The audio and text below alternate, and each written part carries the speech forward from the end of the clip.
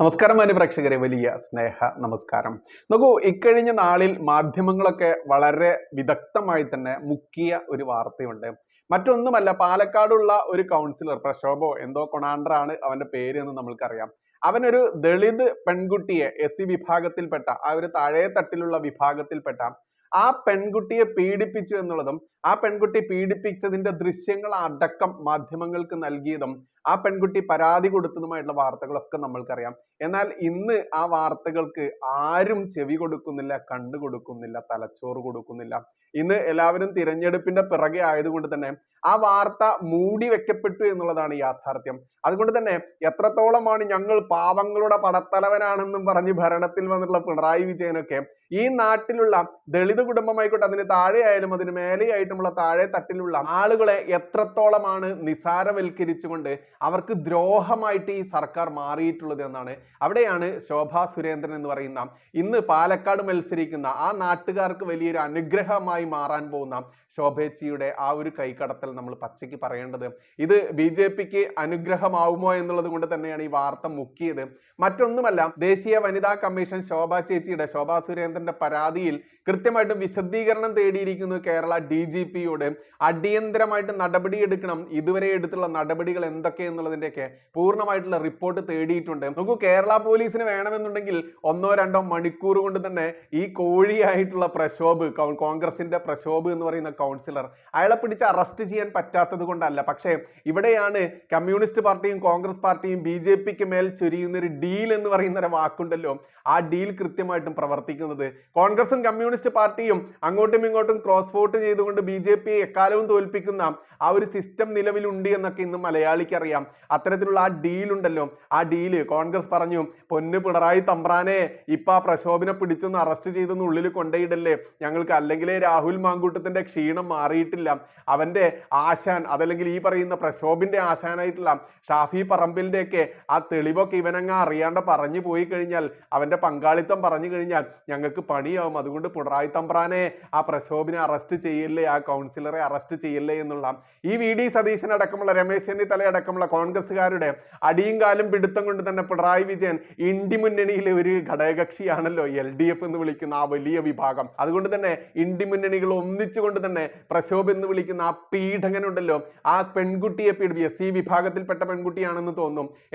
ഏതായാലും ഒരു പെൺകുട്ടിയാണ്. ആ പെൺകുട്ടിയെ പീഡിപ്പിച്ച അവനെ അറസ്റ്റ് ചെയ്യാതെ പോലീസ് പോലും സംരക്ഷിച്ച് മുന്നോട്ട് പോകുമ്പോഴാണ് പാലക്കാടുകാരെ ഇത് നിങ്ങൾക്കുള്ള അവസാനത്തെ ബസ്സാണ് എന്ന് ഓർമ്മിപ്പിക്കേണ്ടത്. നമ്മൾക്കറിയാം, ഇന്നിപ്പോൾ കൊട്ടിക്കാലാശമൊക്കെ കഴിഞ്ഞുകൊണ്ട് കൃത്യമായിട്ട് നിശബ്ദ പ്രചരണത്തിലേക്കാണ് നാളെയും മറ്റന്നാൾ പിന്നെ നമ്മളെല്ലാവരും വോട്ട് ചെയ്യാൻ വേണ്ടിയും പോകുന്നു.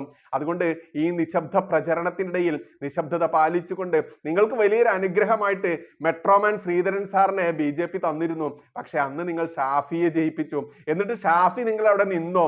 ഇല്ലെന്നേ. ഷാഫിക്ക് അക്കരെ പച്ച കണ്ടുകൊണ്ട് MLA സ്ഥാനത്ത് നിന്ന് MP സ്ഥാനം കിട്ടുന്ന ഒരു അവസരം വന്ന സമയത്ത് നിങ്ങളെ ഇട്ടിട്ട് അപ്പുറത്തോട്ട് ചാടിയില്ലേ? എന്നിട്ട് അവന് ബദലായിട്ട് മാങ്കൂട്ടം എന്ന് വിളിക്കുന്ന മെയിൻ പീഠകൻ, ബലാത്സംഗ വീരനായിട്ടുള്ള ഒരുത്തനെ നിങ്ങൾക്ക് തന്നു. നിങ്ങൾ അവനെ ജയിപ്പിച്ചു. എന്നിട്ട് നിങ്ങൾ എന്ത് നേടി? മെട്രോമാൻ ശ്രീധരൻ സാറിനെ ജയിപ്പിച്ചിരുന്നെങ്കിൽ ഇന്ന് പാലക്കാടിന്റെ മുഖച്ഛായ തന്നെ, മുഖം തന്നെ മാറുമായിരുന്നു, വികസനത്തിന്റെ കുതിപ്പുകൾ വരുമായിരുന്നു എന്ന് അറിഞ്ഞിട്ടും നിങ്ങൾ ഈ മാങ്കൂട്ടത്തെ ജയിപ്പിച്ചില്ലേ? ഇന്ന് സ്ത്രീകൾക്ക് പാലക്കാട് ഇറങ്ങി നടക്കാൻ പറ്റുന്ന അവകാശം ആരാണ് നിങ്ങൾക്ക് നിഷേധിച്ചത്? ഈ നിങ്ങളുടെ MLA തന്നെ പെണ്ണ് കേസിൽ, അതും തൻ്റെ രക്തത്തിൽ പിറന്ന കുഞ്ഞിനെ ഗർഭാവസ്ഥയിൽ തന്നെ കൊല്ലാൻ വേണ്ടി നിഷ്ഠൂരനായി പ്രവർത്തിച്ച ആ ദുഷ്ടനെ, അയാൾ 1-2 സ്ത്രീകളെയാണോ ഇത്തരത്തിൽ ദുരുപയോഗം ചെയ്തിട്ടുള്ളത്? അയാൾക്ക് രാഷ്ട്രീയ പ്രവർത്തകന്റെ, പൊതുപ്രവർത്തകന്റെ മുഖം എങ്ങനെയാണ് കിട്ടുക? ഇതുകൊണ്ടാണ് ഞാൻ പറഞ്ഞത്, നിങ്ങൾക്കുള്ള അവസാനത്തെ ബസ്സാണ് ശോഭാ സുരേന്ദ്രൻ. അതുകൊണ്ട് വോട്ട് കുത്താൻ പോകുമ്പോൾ അങ്ങോട്ടും ഇങ്ങോട്ടും ചായാനൊന്നും നിൽക്കേണ്ട, ഒന്നും നിങ്ങൾ മാനിക്കേണ്ട. ശോഭേച്ചി എന്ന് വിളിക്കുന്ന നിങ്ങളുടെ എല്ലാം, നമ്മുടെ എല്ലാം ധാൻസി റാണിയായിട്ടുള്ള, കേരളത്തിന്റെ ധാൻസി റാണിയായിട്ടുള്ള ആ ഗർജിക്കുന്ന സിംഹം, ഇന്ന് കേരള രാഷ്ട്രീയത്തിൽ ഒരേ ഒരു സിംഹമേ ഉള്ളൂ. ആ സിംഹത്തിന്റെ പേര് ശോഭാ സുരേന്ദ്രൻ എന്ന് തന്നെയാണ്. ആ ശോഭേച്ചിയെ നിങ്ങൾക്ക് കിട്ടാൻ പോവുകയാണ്. ഈ അവസരവും നിങ്ങൾ തുലച്ചു കഴിഞ്ഞാൽ നിങ്ങൾക്ക് കിട്ടാൻ പോകുന്നത് ആരെയാണെന്ന് നിങ്ങൾ തന്നെ വിലയിരുത്തുക. കാരണം BJP, അതല്ലെങ്കിൽ BJP പ്രവർത്തകരോ അതല്ലെങ്കിൽ അതിന്റെ നേതൃത്വമോ ഒരിക്കലും ഒരാളെയും കുറ്റം പറഞ്ഞുകൊണ്ട് വോട്ട് നേടില്ല. നമ്മളുടെ മികവ്, നമ്മൾ എന്താണ് ചെയ്യുക എന്ന് പറഞ്ഞുകൊണ്ട് മാത്രമാണ് ഇവിടെ വോട്ട് നേടുന്നത്. കുറ്റം പറച്ചിലൊക്കെ ഇടതിന്റെയും വലതിന്റെയും ജിഹാദികളുടെയും ഒക്കെ തന്ത്രമാണ്. ആ തന്ത്രത്തിൽ നിങ്ങൾ വീണു പോവാറുണ്ട്. ഇനിയും നിങ്ങൾ ആ തന്ത്രത്തിൽ വീഴരുത്. നോക്കൂ, അധസ്ഥിത വർഗത്തിന്റെ പടത്തലവൻ, അതല്ലെങ്കിൽ പാവങ്ങളുടെ പടത്തലവനായിക്കൊണ്ട് 10 വർഷം ഇവിടെ ഭരിച്ച പിണറായി വിജയൻ എന്തേ ഈ നാട്ടിലെ വളയാറിലെ 2 കുരുന്നുകൾക്ക് പോലും നീതി വാങ്ങിക്കൊടുക്കാൻ പറ്റാത്ത പിണറായി വിജയൻ 9ഉം 11ഉം വയസ്സുള്ള 2 കുരുന്നുകളെ പ്രകൃതി വിരുദ്ധ പീഡനം പോലും നടത്തിക്കൊണ്ട് ആ കുഞ്ഞുമക്കൾ അവസാനം ഒരു മുഴം കയറിൽ തൂങ്ങിയതാണോ, സ്വയം തൂങ്ങിയതാണോ, അതോ സഖാക്കന്മാർ തൂക്കിയതാണോ എന്ന് പോലും തെളിയിക്കാൻ പറ്റാത്ത രീതിയിൽ ആ കേസ് തേച്ചുമാച്ച് കളഞ്ഞില്ലേ?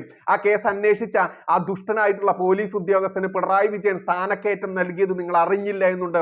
അത്തരത്തിൽ എത്ര കേസുകൾ ഇവിടെ തേഞ്ഞു മാഞ്ഞു പോകുന്നു. അതുകൊണ്ട് പാവങ്ങളുടെ പടത്തലവനാണ്, അധസ്ഥിത വർഗത്തിന്റെ തമ്പുരാനാണ് പിണറായി തമ്പുരാൻ. ഇടതുപക്ഷമാണ് നമ്മുടെ കക്ഷം എന്നും പറഞ്ഞ് നടന്ന് പക്ഷം പിടിച്ചുകൊണ്ട് ഇനിയും വോട്ട് കുത്താൻ പോകുന്നു. നിങ്ങൾ ചിന്തിക്കുക, നിങ്ങൾ ഒരുക്കുന്നത് നിങ്ങളുടെ ശവക്കുഴി തന്നെയാണ്. നിങ്ങൾ തോണ്ടുന്നത് നിങ്ങളുടെ ശവക്കുഴിയുടെ മൺകൂന തന്നെയാണ്. നിങ്ങൾ അടിക്കുന്നത് നിങ്ങളുടെ ശവപ്പെട്ടിയുടെ ആണിയാണ്. ആ ശവപ്പെട്ടിയുടെ ആണി, അവസാനത്തെ ആണിയും അടിക്കുന്നതിന് മുൻപ് നമ്മൾക്കറിയാം, ഏതെങ്കിലും വെള്ളത്തിൽ മുങ്ങിത്താഴുന്നവന് എങ്ങനെയെങ്കിലും രക്ഷപ്പെടാൻ വേണ്ടി ഒരു കച്ചിത്തുരുമ്പ് കിട്ടില്ലേ? ആ കച്ചിത്തുരുമ്പാണ് ശോഭേച്ചി എന്ന നമ്മുടെ പ്രിയപ്പെട്ട ശോഭാ സുരേന്ദ്രൻ. അതുകൊണ്ട് ഒന്നും പറയുന്നില്ല.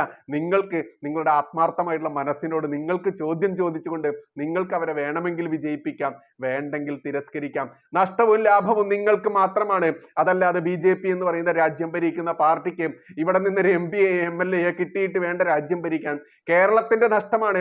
കേരളത്തിന് വികസന കുതിപ്പ് വരണമെന്നുണ്ടെങ്കിൽ ഇവിടെ BJP ഭരണം മാറി വരിക തന്നെ വേണം. മാറാത്തത് മാറുമെന്നുള്ള, ഇവിടെ ഏകദേശം 68-69 വർഷം ഇവിടെ ഇടതും വലതും മാറി മാറി ഭരിച്ചില്ലേ? എന്നിട്ടോ എവിടെയാ വികസനം ഉണ്ടായത്? ആർക്കാ വികസനം ഉണ്ടായത്? എന്നെ കാണുന്ന, എന്നെ കേൾക്കുന്ന നിങ്ങളിൽ ആർക്കെങ്കിലും വികസനം ഉണ്ടായോ?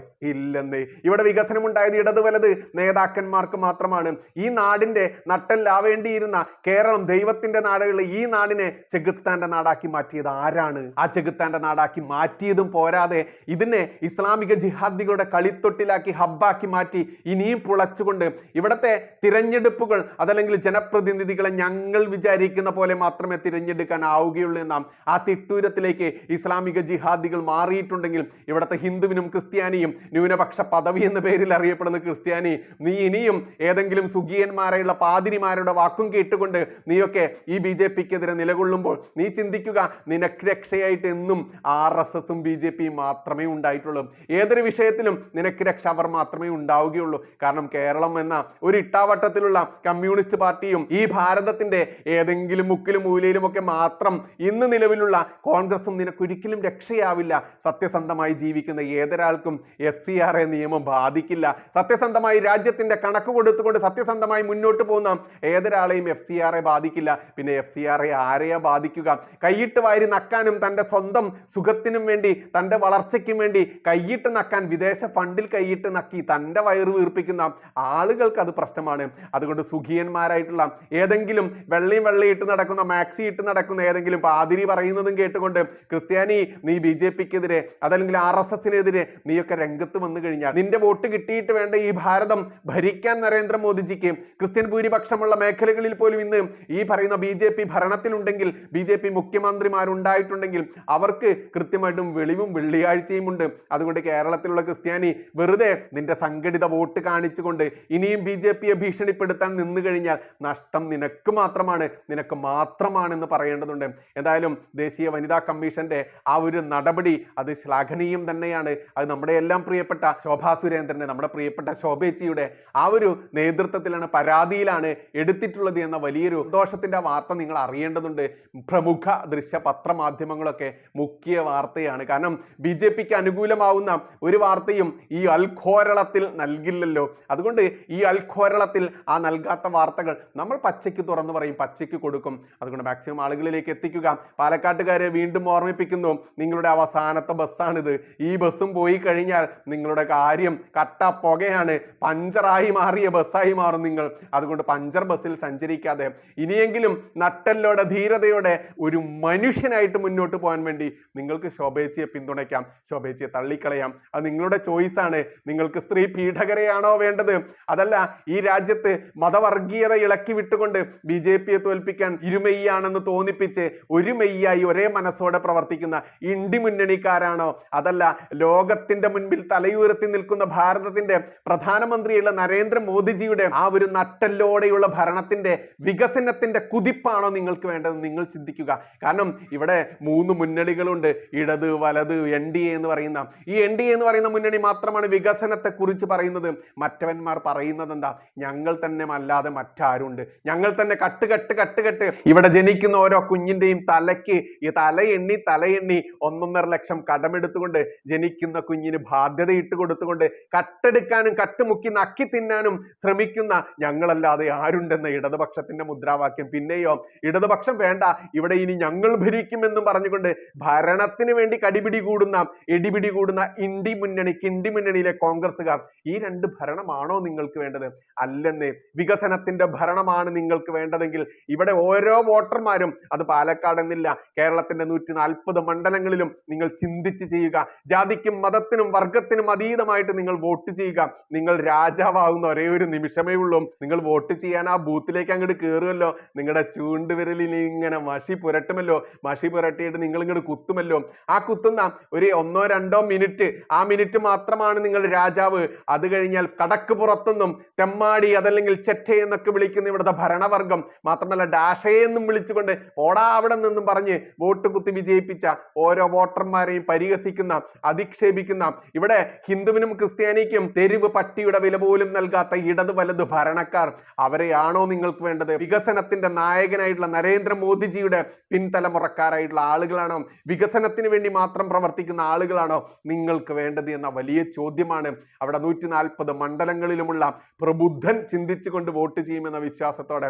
എന്തായാലും ശോഭേച്ചി പാലക്കാട്ടിൽ സ്ത്രീകൾക്ക് മാനാഭിമാനത്തോടുകൂടി ഭയലേശമന്യേ പാലക്കാട് തെരുവിൽ ഇറങ്ങി നടക്കാൻ വേണ്ടി എന്നും രംഗത്തുണ്ടാവും. അതുകൊണ്ട് തന്നെ പാലക്കാടിന്റെ കൗൺസിലറായുള്ള പ്രശോഭ് എന്ന് പറയുന്ന ആ പീഠകനെ സംരക്ഷിച്ചുകൊണ്ട് മുന്നോട്ട് പോകുന്ന ഇടതും വലതും അവർക്ക് താക്കീതായിക്കൊണ്ട് തന്നെ ദേശീയ വനിതാ കമ്മീഷനിൽ പരാതി നൽകിക്കൊണ്ട് ഇനി ദേശീയ വനിതാ കമ്മീഷനിലൂടെ പാലക്കാട് സ്ത്രീകളുടെ അഭിമാനം സംരക്ഷിക്കാൻ, മാനാഭിമാനം കാത്തു സംരക്ഷിക്കാൻ, ഏത് നട്ടപ്പാതിരയ്ക്കും ഇറങ്ങി നടക്കാനുള്ള ആ തൻ്റെ ഇടം ശോഭേച്ചി നിങ്ങൾക്ക് തരുന്നുണ്ട്.